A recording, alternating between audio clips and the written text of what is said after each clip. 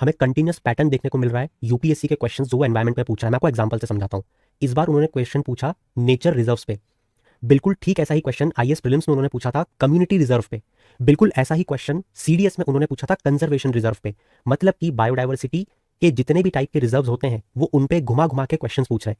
इन questions को solve करने के लिए आपको सिर्फ दो चीजें आनी चाहिए। सबसे पहली चीज है डिफरेंस बिटवीन दीज टर्म्स। जैसे कि आपको पता होना चाहिए कि यहाँ पे नेशनल पार्क और वाइल्ड लाइफ सेंचुरीज में क्या डिफरेंस होता है, मगर क्योंकि इस क्वेश्चन में नहीं पूछा है तो हम इस पर डिस्कशन नहीं करेंगे।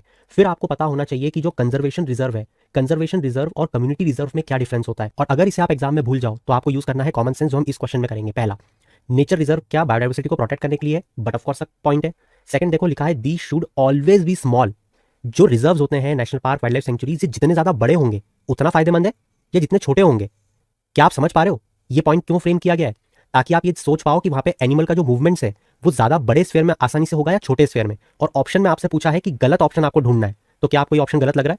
और आगे देखते हैं। वो बोल रहा है कि सर्कुलर रिजर्व जितना ज्यादा होगा उतना बेटर है, बजाय कि एक्सटेंडेड स्ट्रिप ऑफ लैंड के with the same total area. मतलब एक टोटल एरिया में ये स्ट्रिप है, ये ऐसा स्ट्रिप टाइप होना चाहिए या स्फीयर में होना चाहिए। मुझे बताओ कि कोई एनिमल का मूवमेंट एक स्फीयर में ज्यादा बेटर होगा या एक्सटेंडेड स्ट्रिप में ज्यादा बढ़िया होगा। अगर आपने ये चीज पकड़ ली तो आप इस पॉइंट को क्रैक कर चुके हो। तो आप जैसे इस पॉइंट को देखोगे आपका दिमाग बोलेगा हाँ सर्कुलर रिजर्व जो है वो सुपीरियर होगा ही होगा एक्सटेंडेड स्ट्रिप के।